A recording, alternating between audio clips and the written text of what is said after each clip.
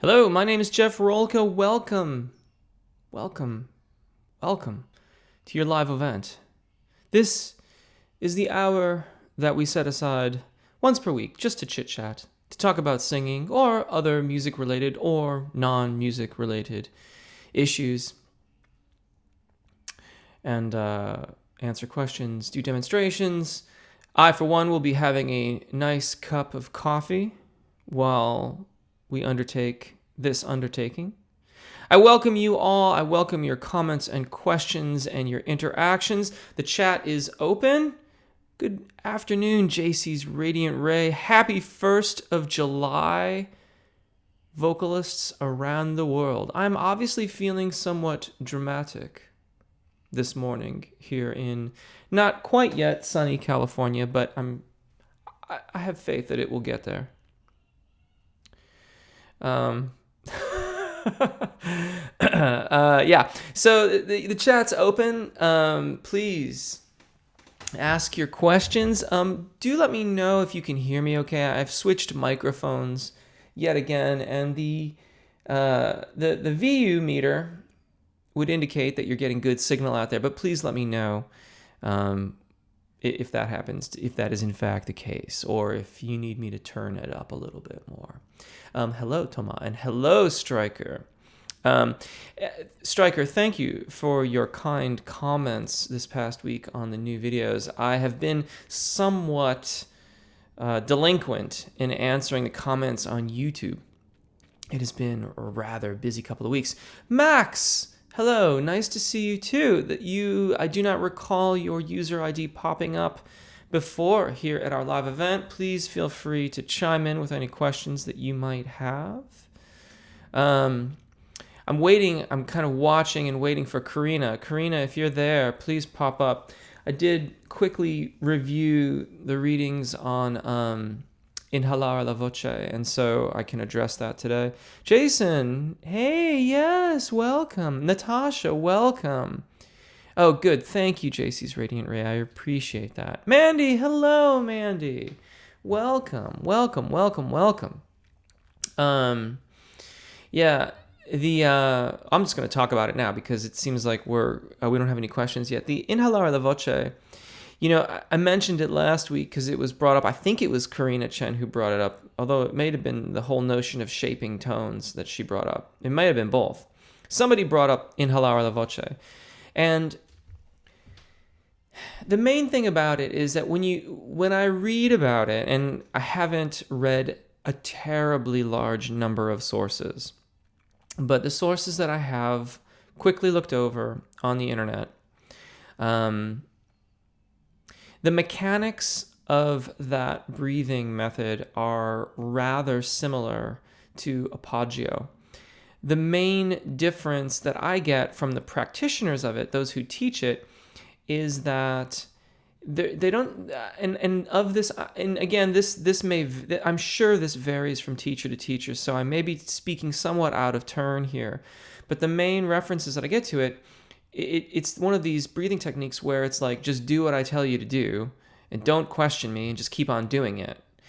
And I kind of recoil when I see things like that, because speaking for myself, I feel like I did not have the advantages, the full advantage of my voice, the full capabilities of my voice for a very long time, because I did not question what I was being taught, even though it did not appear to be working.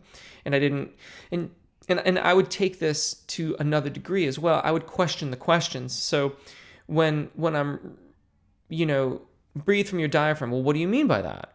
Like, what exactly do you mean by that? Can you give me more specifics? What do you mean breathe from my diaphragm?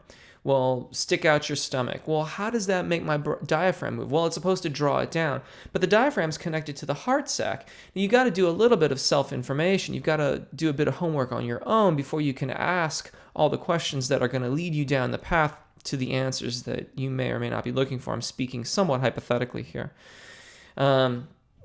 But that was the main thing. The mechanics of Inhalar la Voce in terms of expansion of the rib cage and use of the core body musculars, specifically rectus abdominis, the transverse abdominis, inner and outer oblique muscles, things like that, all very similar to the teachings of Apagio. So Karina, if you're out there, hopefully you can have a listen to that. Sheila, hi, Jeff from London. Welcome. I only just got back. I was living in Amersham, so way out far on the Met line up until just a couple months ago. But hello, thank you for joining us. Ara, good morning, and good morning to you. Jacob, hello. How can I approach a high note? Every time I see one, I get nervous and I doubt myself on reaching it. So I messed pretty badly. Yeah, that... Okay, so... The short answer is work it from reverse. So like whatever the high note happens to be, if you got a phrase that goes... Start from the top down. Practice it like that. Get used to it. Get rid of the words. Just put a vowel in there and practice it as an interval or practice it as a scale. Do it from the top down, reverse it, practice like that, then put your lyrics back into play. The bigger picture, the long-term kind of thing here is we need to build consistency. So really, truly evaluating your airflow and engagement, making sure that it is being done correctly and is adequately providing the kind of subglottic pressure, engagement, support that is appropriate to the tessitura, to the range that you are singing in. Not your voice type, but the note type, right? So where you are in your range varies from song to song, from melody to melody, and practicing that way on a daily basis over and over. And that way, you're going to start to develop more confidence. I'm a big believer that confidence comes out of proper practice and experience. So the more that you practice properly and experience favorable results, the more confident you can become. I'm not a big fan of building people up just artificially. We gain confidence through our skill set, I believe. That is confidence that feels right to me. And sometimes that means a lot of work, but, well, honestly, most of the time that means a lot of work. But we're musicians, right? We mean that's what this is. It's work, but we actually don't call it work. We call it playing. That's our operative verb, is to play. We play, and we play, and we play, and we play some more. That's the idea. So I hope that helps. Max, I subscribed a few months ago and never visited your live before. I have some questions. Great. Jody, in for nearly a full hour this week. Hello, Jeff and everyone else. Hello to you. Striker, at Max. Trust faith. Sometimes when I'm singing, my voice feels so thick and puts itself in a limited lower range, makes it harder to sing notes. How do I find my more open singing voice faster? That's an interesting question, I must say. My instinct is that you're not warming up your body while you're trying to warm up your voice. And you may also be pressing somewhat aggressively into the larynx. We hear a lot about keeping the larynx in a lowered position.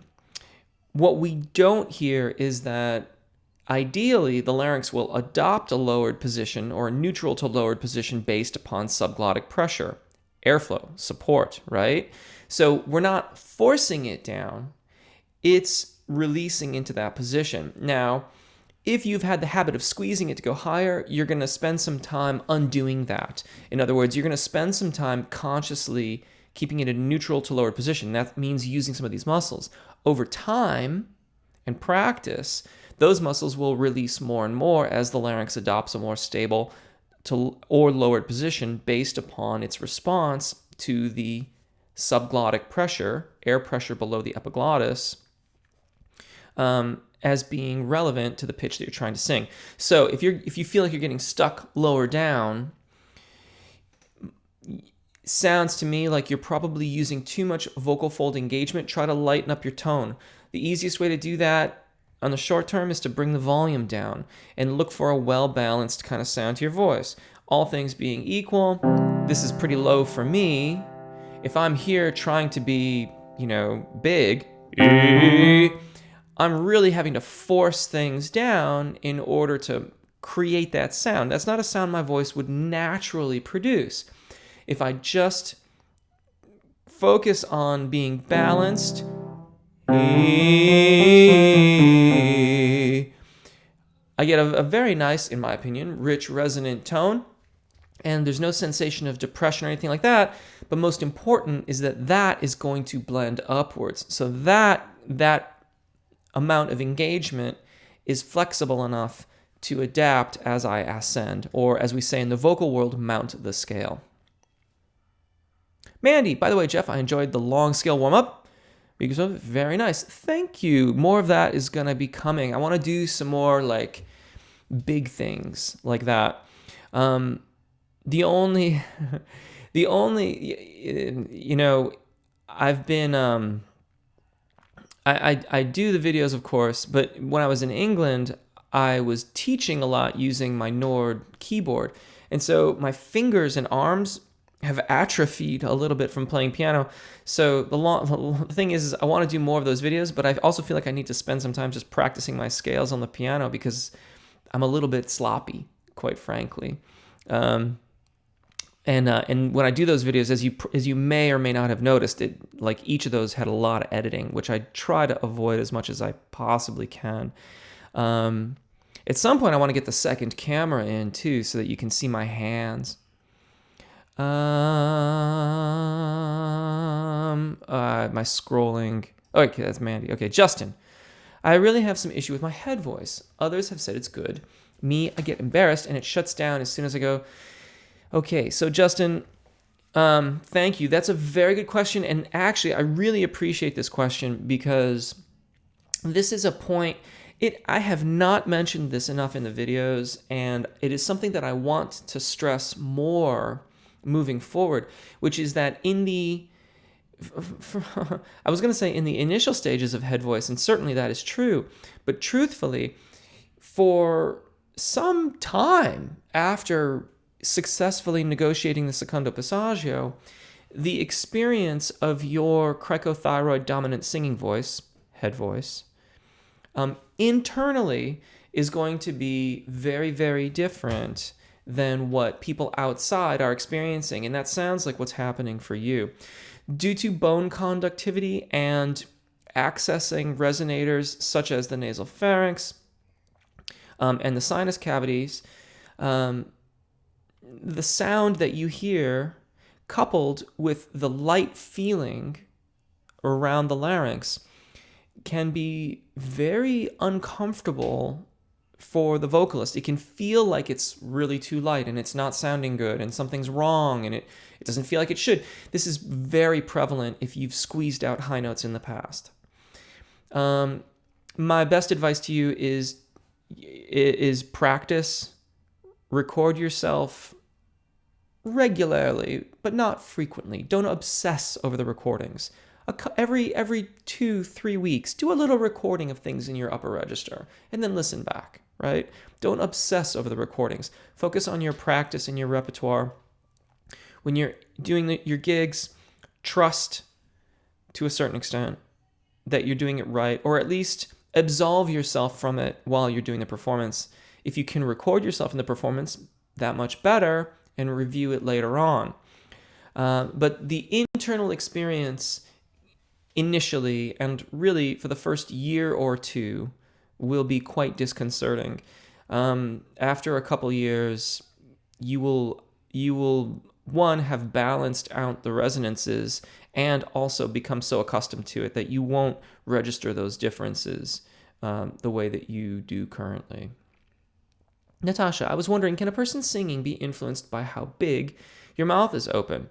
Absolutely, absolutely. And there's a lot of new information about aperture or how wide a mouth is open during singing.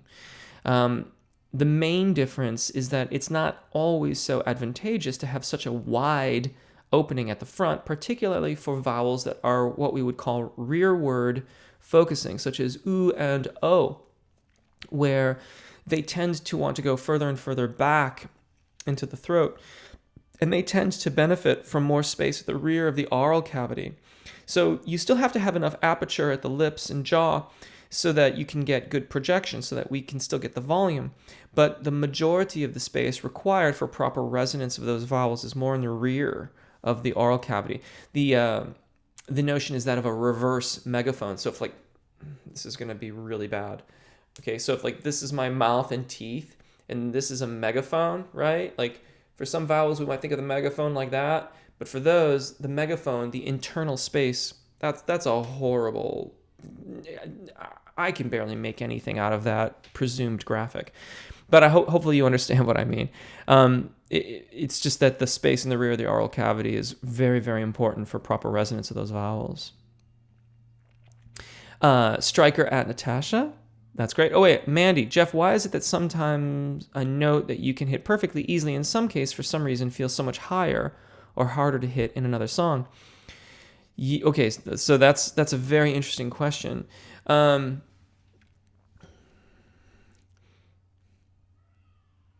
Oftentimes, it's our concept of the role that note is playing. So, if the note is meant to be the big moment, and it's right on the secondo passaggio for us, and if we're trying to force it, then we could have significant problems with it. If the song had a more balance, like it's like that note is the same note and it's the middle of a line that we're singing through, then we may find that it's much easier. Same thing, note on the secondo passaggio, but it's a very quiet section. And if we are approaching it with not enough airflow and engagement, then that can prove problematic too. That your question is, I love hypothetical questions like that. But the thing is that we could come up with circumstances for almost almost an unlimited number of reasons why it's challenging. The end of a phrase, if the note's the end of a phrase, ends of phrases, if we're not careful, we can cease to engage sufficiently for proper phonation, and so the note tends to fall off at the end and proves problematic. Conversely, if it's the very first note of the phrase and it's at the secondo passaggio and it happens to have a vowel, well, there's a whole host of issues that can be derived from that. Everything from a glottal attack to not proper engagement prior to the tonal onset, to not singing through the vowel, not adequately anticipating the space required for proper phonation of the vowel and tessitura. The list is almost limitless. And that's one of the things that I think we benefit most from in working with teachers, like when people work together on things, is that you can have that objective outside ear and say, okay, well that note is there for you and it's doing this. This is what we need to do to address that.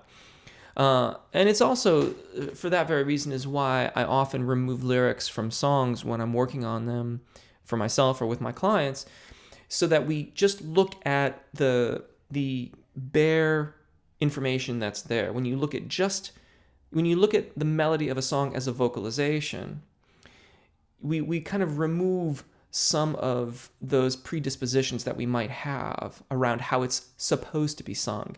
And we can look at it as a technical exercise and then begin to approach it so that we can be more successful with it. That's a beautiful and fun question. Mandy. Oh, okay, I've sort of addressed that. At Natasha. Hello, Karina. Hey, I talked about inhalare la voce at the beginning of this. You'll have to, when this is all done and, up on YouTube, it's like the very first thing I talk about, Karina.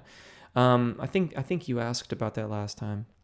Mandy says hello to you. Trust Faith. When singing with a piano, hitting notes are easier and my control is better than without.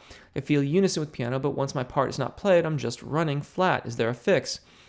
Yes. And That is the difference between singing along with a track and being the lead singer, is that you have to anticipate where those notes are. How do we learn how to do that? Solfege will help. Additionally, if you know, solfege is the long game. Solfege is what we practice looking for increased results. You'll get results quickly, but it's not going to change everything overnight. You know, after 6 months of practicing solfege, everything will change, and you'll be like, wow, this just happened. No, that's the culmination of your efforts over that time period. One of the things you can do with that, you know, like I've mentioned before, is take the lyrics out and practice short sections of your piece with only a single vowel, and really, really, you know, try to listen to the relationship between the melody and the piano part. And I don't mean like the notes that the piano is playing, like if they're playing the melody, but to listen to the chords, and then remove that melody, having just the chords, and try to continue to hear that relationship. Those relationships are how we determine whether or not we're flat or sharp, or we're singing the right melody, or we're even in the right key. Working scale-wise or purely melodically with it will help too, but the thing is that if you only work with it without listening to the relationships to the chords, then it's the relationships in a major scale, and most of Western tonal music is based on the major scale. Even if you're in a minor key, minor keys are derived from major scales. So it all comes back to this one format. And it's very easy to switch keys and maintain the relationships. So, you know, if I sang,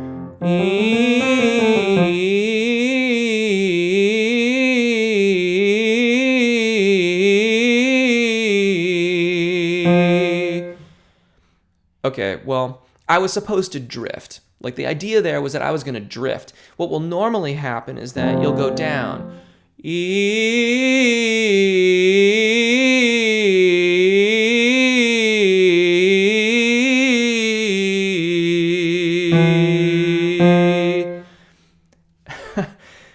I'm failing at doing this incorrectly. I'm trying to go lower. Okay, whatever. You get my point. Usually when you're singing a melody that's not just a scale, you'll drift and you'll move from one key to another without realizing it. And that's why it's so important to have a reference while we're practicing these skills. So keep the chords a-coming, but put the melody in, take the melody out, put the melody in, take the melody out. And that will help you start to anticipate the note that you're meant to sing next, and really, really take on the roles of singing the melody without some type of guide vocal. Jason, the warm-up videos have greatly improved my control and breathing, but I'm still having issues with expending too much air, especially when singing with my guitar. Any advice from the group? So that's out to everybody about not losing too much air. I've heard, imagine you're blowing a candle but not blowing out the flame. Again, only when trying to do two things at once. You know, I might chime in with that a little bit too, Jason, although please, everyone chime in with this.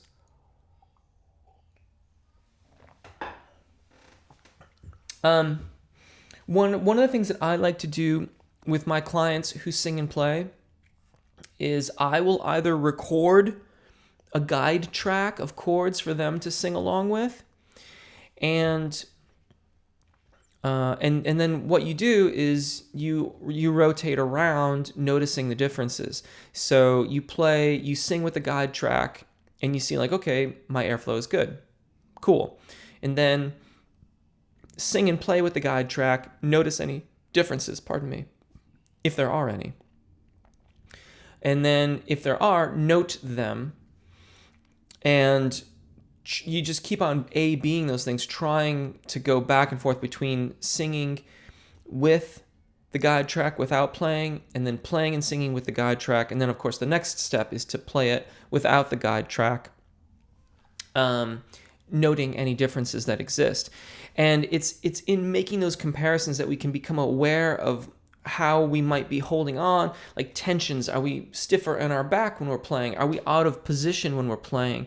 Like what's happening? What's different about when we play and sing? That we can answer to correct that.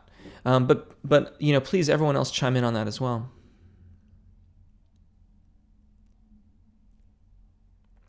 Wide. At Natasha. I like big. Jason, I already read that. At Striker and at Mandy from Natasha. Heidi, hey! I have to sing tomorrow in an air-conditioned room. It is very hot outside and the air conditioning is much too cold for me. Anything voice-wise I could do? I might wear a scarf, quite frankly, Heidi. I'm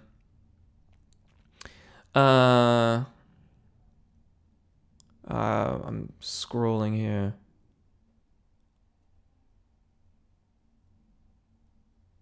I lost you. Yeah, Heidi, I might wear a scarf and I would layer up. So, a variety of shirts, jumpers. Like I would try to tune my clothing so that I could be as comfortable as I could. Striker at Jason, Sir Marcus, hey Jeff, and all. My first time I was inside, I don't recognize your user ID. Welcome. Question for you: I found that tilting my head slightly backward greatly improves clarity and tone of lower notes. Is this bad? Depends on how far you're tilting. Too far back is definitely not good. If, however, in the past you've been too down here, then bringing the chin up can be very good. One of the exercises I like to do is if you take your thumbs, put them in the cartilage of your ear, and just in super gentle, we're talking like so gentle you can barely feel it, right? Like you're just barely feeling. And imagine your head hovering over your collarbone, your clavicle. And that's a pretty good orientation of the head over the clavicle to be looking for. Striker at Heidi, Striker, Heidi, it's Striker. Jason's Rating Ray, I've lately been thinking a lot about playing and singing alone. You mentioned being in bands and have videos of singing and playing alone. Which do you prefer and why? Well, that's a tough one. I love being in a band. It's really fun, and the power of a band is fun. The volume is a lot of fun, but that's also really tricky on stage too, because if you have poor monitors or you're not using in-ears, then it can be not as much fun. Basically, you can be fighting to hear yourself. But with a good mix, on a good stage with a good PA and a nice crowd of people, that's a lot of fun. I mean, that's a lot of fun. Now, the control freak side of me loves playing on my own because I have no one else to look to and rely upon. So, when I'm playing on my own, it's just me, and I enjoy the intimacy. I enjoy the dynamic control and the intricacy that I can push and pull with. Most of the times when I'm playing with bands, the people I'm hiring the people to play with me. It's not a band in the strictest sense of the word. So, the notion of paying for all the rehearsal time to get it to that point is quite onerous, and so I do not choose to undertake that. In the videos that exist where you see me playing with bands, you'll notice most of those people have music stands in front of them because I've written out all the parts. And that way it means that I can get close. I can get closer to that ideal of like the kind of, response and dynamic and part without having to invest so much in rehearsal time. So I hire people that play really, really well, and I give them their parts, and we all go and have a good time. But I think both of them have their advantages, and are fun in different ways. But yeah, I do enjoy being. I just enjoy it, really. I think they both have all kinds of beautiful attributes. Like the intimacy of the solo performer, I think, is lovely and fantastic. And you can do things in that environment that you can't do with a large ensemble, unless even if you have a really great sound system. So Yeah, I'm sorry, that's kind of a non-answer. Jason, follow up. I also found that I need to play my guitar more quietly. Yes. I was trying to sing too loud to overcome the acoustic guitar volume. I'm better in the car singing to my favorite tracks. Love it. That's very wise of you, and I commend you for that observation. Yes, guitars are loud. They are loud, and it pays to just bring the volume down. Well done. Striker at Heidi. Mandy, we forgive you for your arms and fingers for getting flabby. Thank you, Mandy. I appreciate that. Ara, I'm a new singer and your lessons help me a lot. I need more practice. Give us some baritone exercises if possible. I have breaks when I go down from high register to lower. Yeah, I need to do more beginner exercises. Absolutely true. Absolutely true. I feel way behind on warm-ups and things like that because I waited for such a long time for the piano. Stephen, I'm a lyric baritone. Where would you expect my primo and secondo passaggio to be roughly? Aloha. Aloha. Secondo passaggio probably around E flat 4, primo around B flat 3, give or take, you know. Lyric, that's the higher one, yeah. So somewhere in that general vicinity is where I would expect it to be. That, by the way, those designations will differ between, not only just between vocal schools, but just from individual teachers as well. But yeah, and I think that if that is in fact where those transition points are for you, there are some schools that would now probably label you as a baritenor, which is not part of the teaching tradition that I study, but you know, is fine. It doesn't, personally, I wouldn't put a whole lot of concern on that. I would learn where those points are and identify them as accurately as you can so that you can understand how to use your voice to make the most of your voice. Ronaldo, hello. Last video was fiery and very challenging. Great, always pro maestro, thank you. I appreciate that. By the way, you can draw piano MIDI in your draw and pretend to play the piano. I've thought about doing that, but I just can't. I've thought about doing that. Like when the piano gets to be kind of like poorly out of tune, what I've thought about doing is putting the Nord like right here and piping it in to the recording system, and so it kind of looked like I was playing the Yamaha, but I was actually playing the Nord. But I've never done that. There are some videos with me playing the Nord out there, but I prefer the Yamaha. I like playing piano. I like the way it sounds. I like the vibe of it. Heidi at Striker. Striker's got a smile. Ram, how effective are straw phonation exercises? You know what? Those can be surprisingly helpful.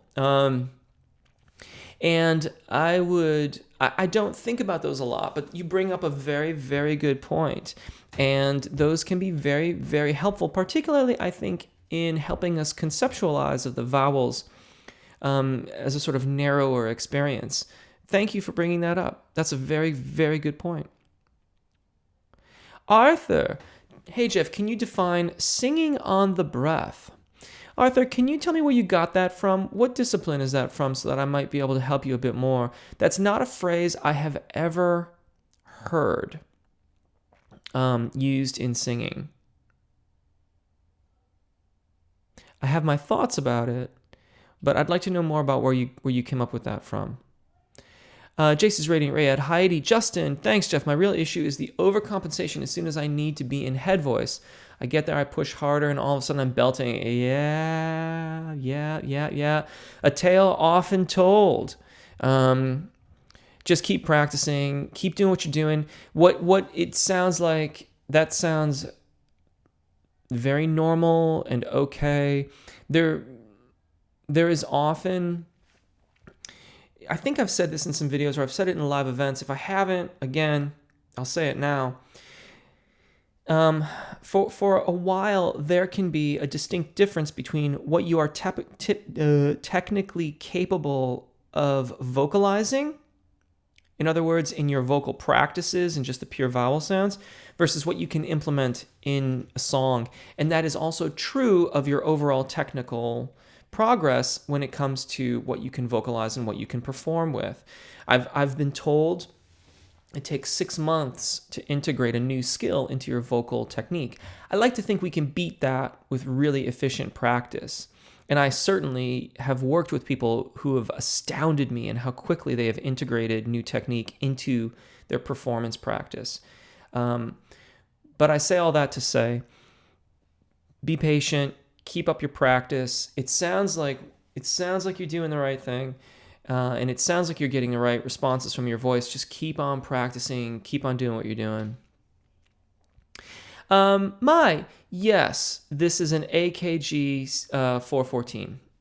This is the one that I often use in production of the videos. I am making a lot of videos right now, and getting them up. In fact, I have all of July already recorded and scheduled for release on YouTube. So I'm actually now working on videos for August to get them out there. And I haven't forgotten about the chromatic exercises. Have not forgotten about it.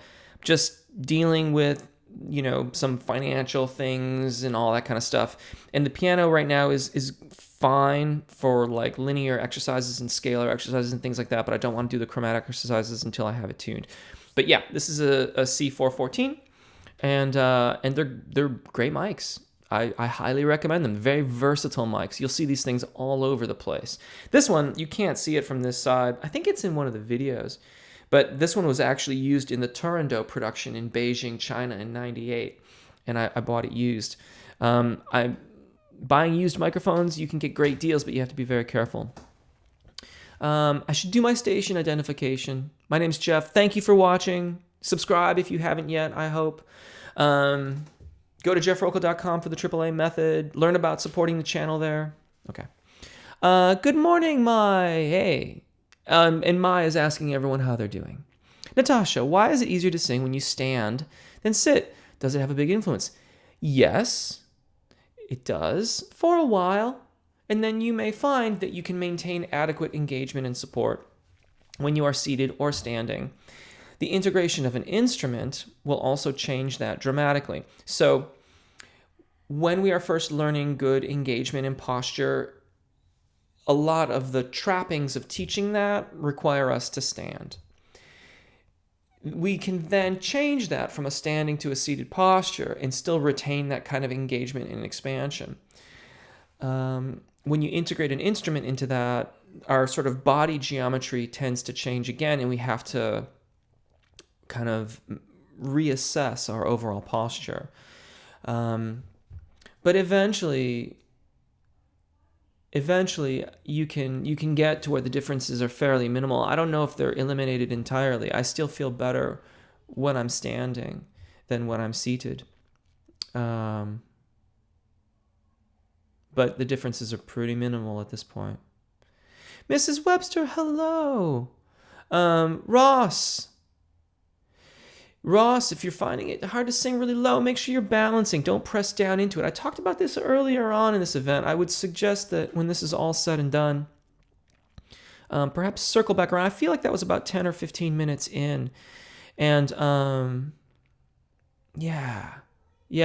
One of the most common things about singing low is that we tend to press down on the larynx. And if we're doing that, we're going to artificially limit our availability of range. So you want to just keep on looking for a balanced tone production lower down, looking for adequate airflow and balance of the vocal fold to create appropriate resonance. Stryker, sing Man in Video. I posted a YouTube video to the Facebook group. Yeah, I again forgot to mention that. If you want to interact more with people that are here at the chat regularly, share videos and chat amongst yourselves and talk. I pop in every once in a while, although I've been horribly delinquent. Sequencer is the Facebook group that is a spin-off of all of this. And join us. At Stryker. Arunava. Hi, Jeff. I face a problem with breathing. Sometimes when I breathe into my belly, I feel very tight tension around my navel area, very uncomfortable feeling, and it gets hard to hold it. How do I address it? Can you please give me some suggestions? So first of all, my suspicion is that you're distending your belly in order to try to support your voice. And this is a commonly held fallacy, which is perpetuated by one particular school of singing some time ago, I would recommend you look at my Apagio breathing video. And then from there, perhaps consider working with the diaphragmatic warm-up. But look at the video, the explanation on Apagio first, and try to look at that and work with the expansion. It shouldn't feel like that. And like I said, my suspicion is you're pushing it out too much. And I actually did a quick tip only a couple months ago where I talk about this as well. I would investigate those and then start making some adjustments to your breathing is what I think is happening here. We really want to be more focused on the lateral expansion of the rib cage. That allows for greater engagement of the musculature, the inner and outer obliques, rectus abdominis, and the transverse abdominis, to interact with the diaphragm, to properly engage with our voices, to create the subglottic column of air, the subglottic air pressure that the larynx will respond to. And that doesn't mean you shouldn't get that kind of feeling around your navel. It's Stryker. Heidi at JC's Rating Ray. Ronaldo, channel lacks of solfege. I know. I gotta do more solfege. Stryker can't do solfege. Well, just, what can I say? I would just keep on keeping on with it. It is such a good thing to do. I am really behind, but you guys are really talking amongst yourselves. This is so awesome.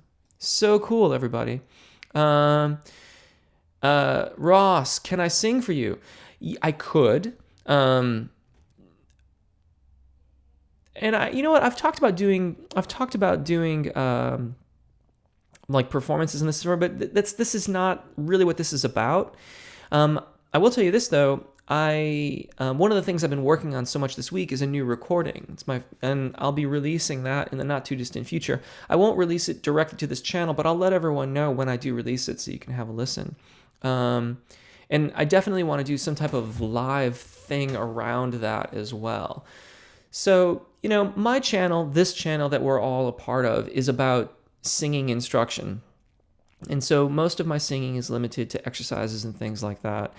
There's an old performance on this channel, which, is what it is. It was a day in time. But yeah, thank you for asking though. At Stryker at Ronaldo, Stryker's got a smile. JC's Rating Ray, at Ronaldo at Stryker. Mrs. Webster laughing all like failing at doing it correctly. Thanks, Jeff. It gives us hope too, that after years of doing these exercises that we will have that problem too. Yes. Probably not as long as you might think. Stryker at Jeff, tilt your head slightly forward and back like a millimeter and it may do the trick. Thank you. I'll do that next time. Ronaldo at JC Rating Ray, Stryker at Ronaldo. D Solomon 76, do I do Skype lessons? Yes. Get in touch via jeffrolka.com or voicelessonssf.com and we can go through all the details. JC's Rating Ray at Ronaldo. Hung Chung, hello, I'm a tenor from Vietnam. First person from Vietnam, welcome. Hello, and thank you for identifying yourself from Vietnam. That is so cool. Warm up every day, awesome. It is all about the daily practice. Keep doing what you're doing.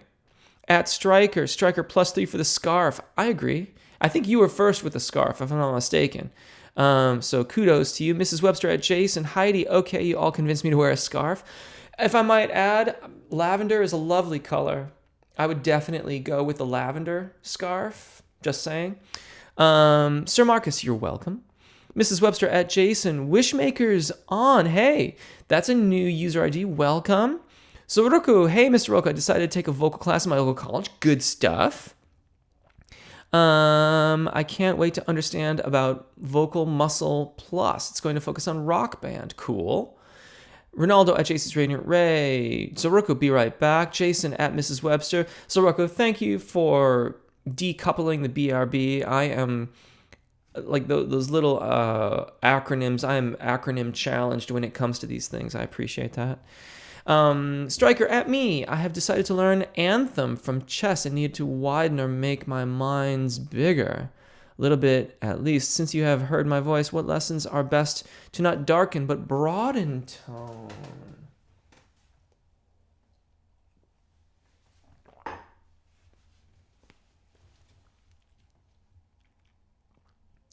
How you achieve the broadness, I think, is the thing.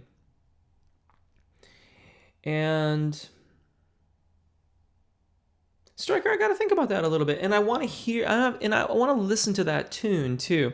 So, at the risk of seeming evasive, I'm gonna make a note of that. Have a listen, and then I can perhaps offer you a better thought on that. Because Anthem from chess.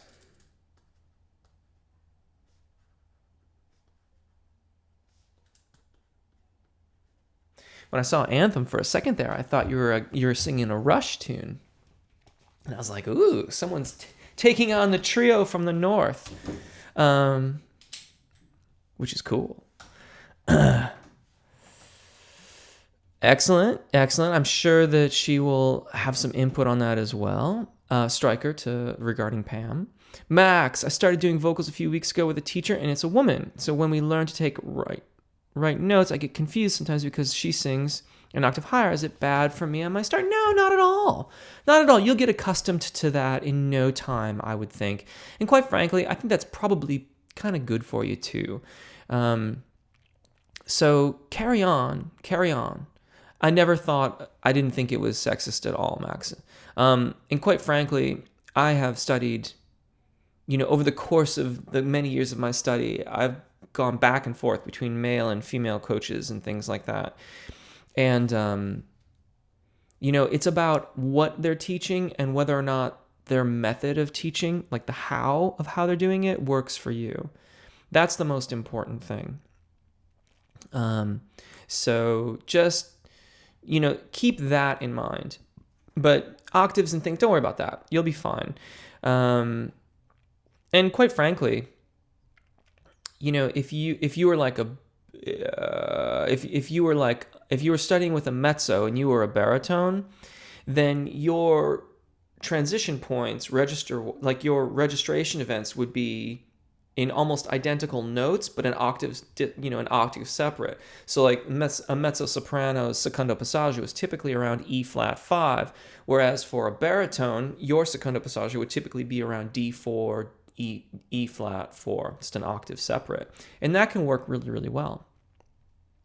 Michael. Jeff, your work is amazing. Thank you. You've elevated my work to making local radio, and my voice has only gotten better following your work daily. Thank you. That is wonderful. That is exactly what this is all about, and that is awesome. Thank you for letting me know. I really, really appreciate it.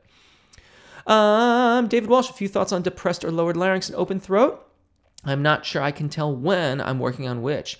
Yeah, okay. I addressed this at length earlier on in this live event, so I would suggest you circle back around and have a listen to that. I'm afraid I don't have a good idea of when I was talking about it, but what I would suggest is we ultimately want to arrive at a neutral to lowered larynx position because of subglottic pressure rather than depressing it.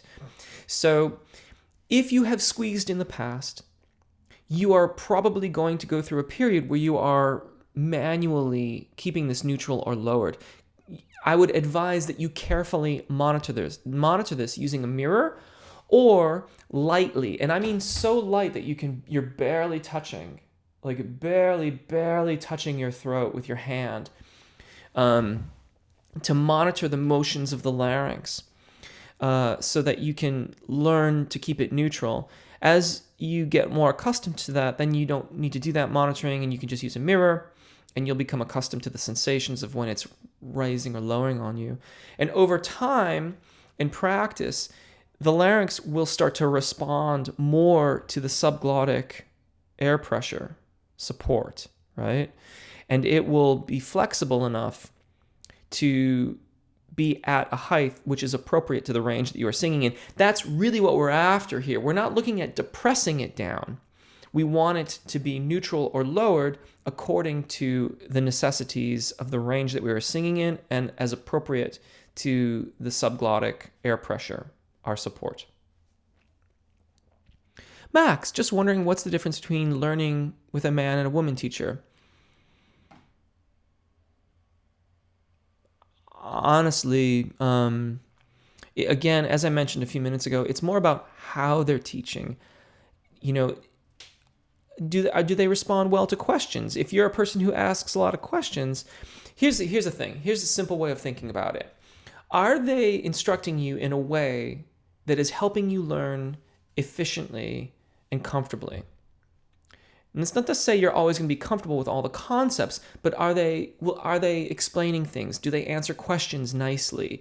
Other things like, are they defensive or mean? Like, these are things that historically teachers have been. If that works for you, well, we could have another conversation about the efficacy of the mean teacher and whether or not that's really a good way to teach. I don't think it is. But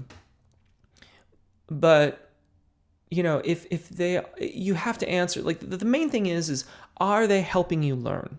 If they're helping you learn and you are satisfied with the experience, then I don't see male or female, I don't think should make any difference.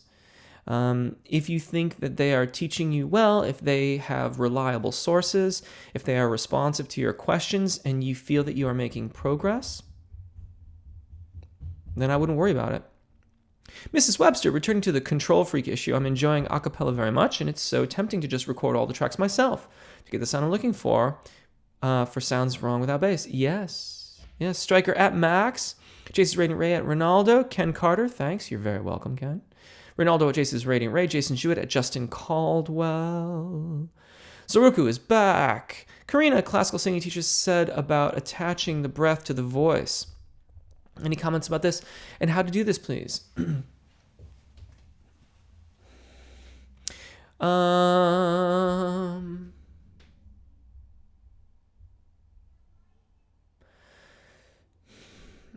See, that kind of phrase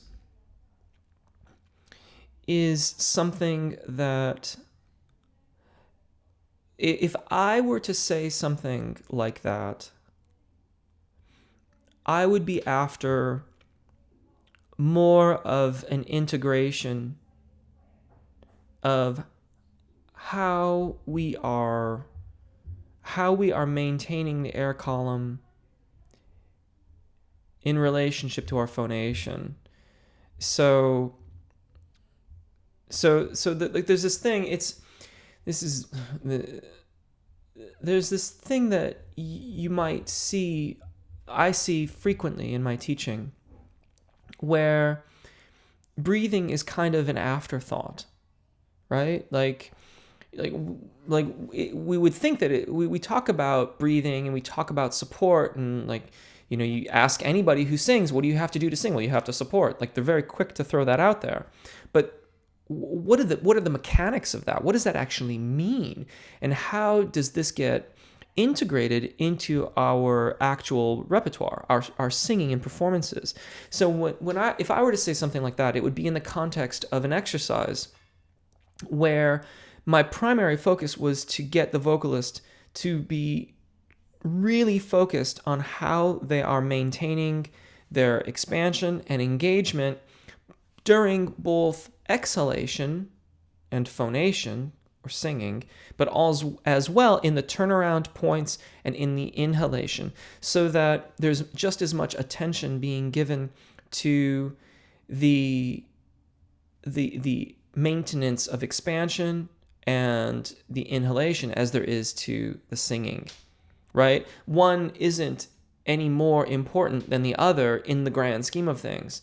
If you are taking an inefficient inhalation, or you're taking an inhalation where you're creating a lot of vocal fold engagement and rasping, doing something like that, well, that becomes rather detrimental to the phonation. So they're of equal importance.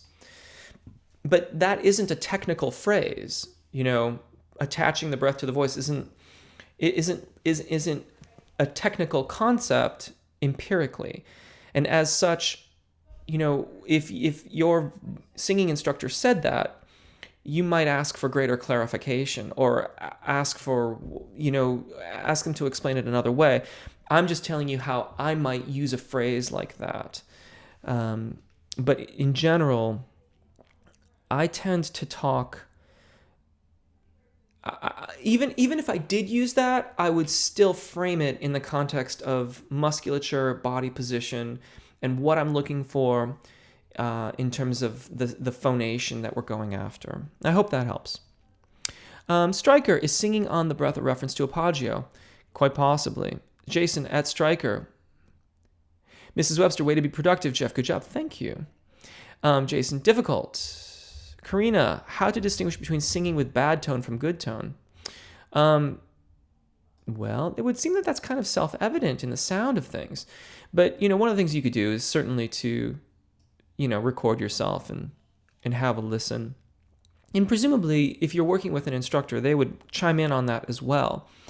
I would try to remove it from the subjective and move it into the objective as well. So, is the sensation on the larynx balanced? Do you feel like you are straining? Is the larynx in a neutral or reasonable position based upon the tessitura that you're singing in? Is the intonation adequate? Intonation is a very good indicator of whether or not you are singing with appropriate vocal fold engagement, i.e. either too much or too little. Is there a presence of air or raspiness in the voice? Air meaning that the vocal fold is abducted or separated. Raspiness meaning that you are singing with a somewhat hyperglottic amount of pressure in the vocal fold. In other words, you're mashing them together, trying to be something, basically, with that. At Stryker, at Jason, Meron, why some singers like Josh Groban and Andrea Bocelli's head voice are somehow different? It has no difference with their head and chest. I'm confused. Those would seem to conflict one another. That the above the secondo passaggio, it sounds different, and then it's not. When we make a good transition through the secondo passaggio, the average listener will not be able to tell the difference. They will think that we are singing in our chest voices, even though we are not. Stryker at Karina, wow, a microphone with a great backstory. I'm currently using my Shure SM7B. Cool. Though, which is good enough for now. Thank you for your videos and live events. You're very welcome. Meron, how long does it take to sing high notes without tension? I've seen everything from years to months, or weeks even. It really boils down to how efficient you are in your practice and how open you are to the difference in sensations. Because if you've squeezed in the past, that can be a very pernicious habit. Stryker at Karina, Natasha, thank you, Jeff. I'm comfortable to sit. I stand for long. My back starts to hurt. Yeah, fair enough. Mrs. Webster at Stryker. Karina, this is a good one at Stryker. Good day analogy. Good analogy. Mrs. Webster at Arunava. Karina, better tone for the delivery of songs. I think my comments still apply. Arunava at Mrs. Webster. Oh, polite pancake. A little late, but that's okay. You can always watch this after the fact, and I've got a huge amount of comments here. I'm going to kind of skim through this. Karina Chen, attaching the breath to the voice seems to do about retracting the sound, singing horizontally. Hard to say. Again, that's the nature of a comment like that. And again, I think that you could use that phrase to mean a variety of things depending on what you're after while you're instructing someone. Yes, singing technique and fashion advice. Yes, although you will notice, that very quickly the fashion advice is going to get boiled down to it's going to be either black or lavender. That's pretty much it.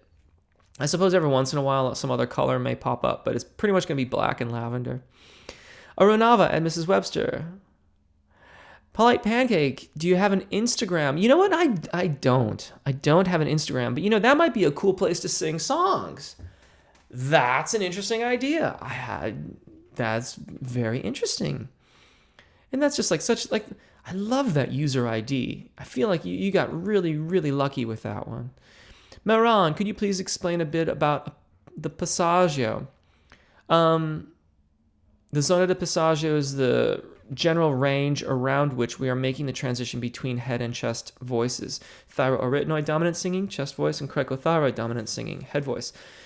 There's so much on my channel about this. I would direct you to the demonstration video. There's a demonstration video on the channel which goes through all the different ranges and how that works, and that will give you a much more in-depth explanation. But in short, the passaggio is the area where if we are flexible enough in our thyroarytenoid dominant singing voice, then the cricothyroid muscles will be allowed to elongate the vocal fold, giving us a seamless transition into our upper register. Stryker at Karina, Mandy at D. Solomon, Tommy Williams, I have a question. I taught myself how to sing. Should I start over so I can fix what I taught myself wrong? I wouldn't worry about starting over. I would just, get into a regular technical practice so that you're growing and you're using your voice in a healthy, sustainable way. Polite Pancake is living up to their user ID and feeling very polite. That's awesome. Karina loves lavender color scarves as well. Awesome. Stryker at Jeff, cheers. Cheers to you too. Esther, I have a question. I'm going to college and I want to know what would be a good conservative school in the U.S. I have no idea. I don't know. Do you mean a conservatory? Like a conservatory of music? There's a lot of those out there, and it depends on what you're studying. Tommy Williams, did you see my question? Oh, yes. I'm sorry. I usually mention this to Tommy. I tend to get very far behind with the questions, and so it can take me some time to catch up. JC's Radiant Ray at D. Solomon, Mrs. Webster at Stryker, Stryker at Mrs. Webster, Mandy at Max. Oh, Polite Pancake, your voice is very ASMR. I have no idea what that means. JC's Radiant Ray at Tommy, okay, Polite Pancake, can you adopt me? I'm sorry. No, I'm sorry. Stryker at Polite Pancake at Stryker. Mandy at Polite Pancake, you are making a lot of friends in this live event today. Oh, soothing. Oh, okay. I think that's what ASM means. That's cool. Mrs. Webster at Tommy, Polite Pancake at Mandy, makes my uvula happy. I love the fact that you used uvula in a sentence. At Mrs. Webster from Stryker, Max at me, thank you very much. You're very welcome. You may have, yes, just keep practicing. Confidence comes from practice, I think. Mrs. Webster at Stryker at Mrs. Webster. This is an awesome event. I love how much you guys are chatting with one another. It's so cool. Mrs. Webster at Max, Polite Pancake. I'm not fit to give musical advice, so I'm sorry for being you're not a useless donkey. Thanks, Stryker. Jason Ray at Tommy Williams. Mrs. Webster, you guys having so much fun talking with the community. Lost track of listening to Jeff. Exactly. You can always listen later. Not useless Pancake. Stryker at Polite Pancake. Heidi Banker. Bye, everyone. We are wrapping this up. Everyone, thank you so much. This is so much fun. Shayla, Instagram. That's a cool idea. I'm going to have to investigate that. Well, I like black and lavender at and I use Instagram to promote my songs. I didn't know that. I would love to check it out, This problem is working on the right tags. Bye, everybody. Looks like everyone's saying goodbye. Awesome. I think I'm at the end here. Oh, I'm not at the end. Am I at the end? Yes, I will have to investigate Instagram. ASMR is actually the phenomenon of a pleasant tingly feeling that is induced by certain pleasant sounds and feelings. I think you mean pleasant, not peasant. Like soft voice or playing with kids' toys, slime. Oh, lovely. Everyone, thank you so much. This was such a fun live event. Take really good care of your voices. Enjoy singing. I'll see you next week, or I'll see you in the comments. That's what I was wondering. Jody, April, May, peasant or pleasant. Take really good care of everything. Great stuff. Have a good one, everybody. I'll see you next week. Bye.